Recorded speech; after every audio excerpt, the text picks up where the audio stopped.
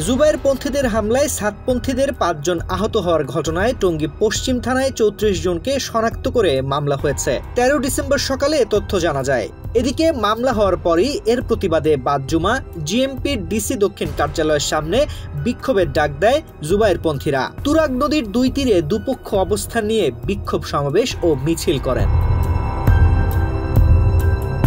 সাতপন্থীদের media সমন্বয়ক মোহাম্মদ সাইম গণমাধ্যমকে জানান, ১২ ডিসেম্বর জুবায়েরপন্থীদের হামলায় সাতপন্থীর ৫ জন সাথী আহত ও একটি গাড়ি ভাঙচুর হয়েছে। ইডেন বে কক্সবাজার সমুদ্র সৈকতের উপর নিজেদের একটি ঠিকানা। মাত্র ৫ লাখ টাকায় আপনিও হয়ে যেতে পারেন এই হোটেলের মালিক।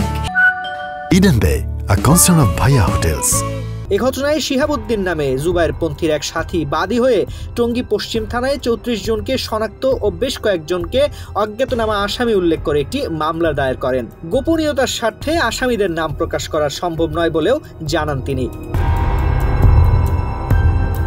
এ বিষয়ে জুবায়েরপন্থীর মিডিয়া সমন্বয়কারী হাবিবুল্লাহ রায়হান গণমাধ্যমকে বলেন, সাতপন্থীদের মিথ্যা মামলা প্রতিবাদে আজ বাদ-জুমা গাজীপুর মেট্রোপলিটন পুলিশের দক্ষিণ বিভাগের উপকমিশনার কার্যালয়ের সামনে বিক্ষোভ মিছিল এবং মিথ্যা মামলা প্রত্যাহারের দাবিতে স্মারকলিপি দেওয়া হবে।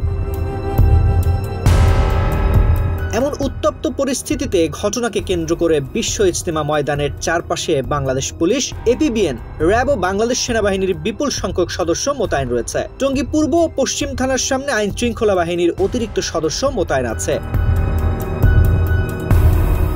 টঙ্গী পশ্চিম থানার অফিসার ইনচার্জ ইস্কান্দার হাবিবুর রহমান বলেন, সাতপন্থীদের দেওয়া একটি মামলা হয়েছে। শৃঙ্খলা নিয়ন্ত্রণে রাখতে সব ধরনের চেষ্টা অব্যাহত আছে।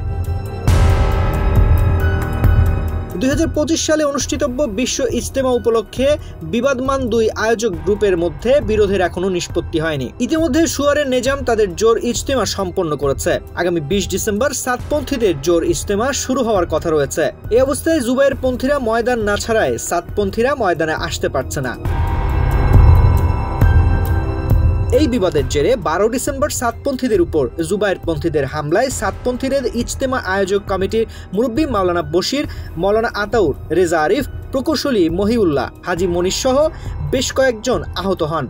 পরে তাদের উদ্ধার করে একটি বেসরকারি হাসপাতালে চিকিৎসা দেওয়া হয়। এ ঘটনায় টঙ্গী পশ্চিম থানায় ৩৪ জনকে শনাক্ত করে ও ৩০ থেকে ৪০ জনকে অজ্ঞাত আসামি করে জুবায়েরপন্থীদের বিরুদ্ধে একটি মামলা দায়ের করা হয়। মামলার প্রতিবাদে জুবায়েরপন্থীরা গাজীপুর মেট্রোপলিটন পুলিশ দক্ষিণ বিভাগের উপকমিশনার কার্যালয়ের সামনে বিক্ষোভ মিছিল ও স্মারকলিপি প্রদানের কর্মসূচি ঘোষণা দেন। তানজির রহমান, বাংলাদেশ প্রতিদিন।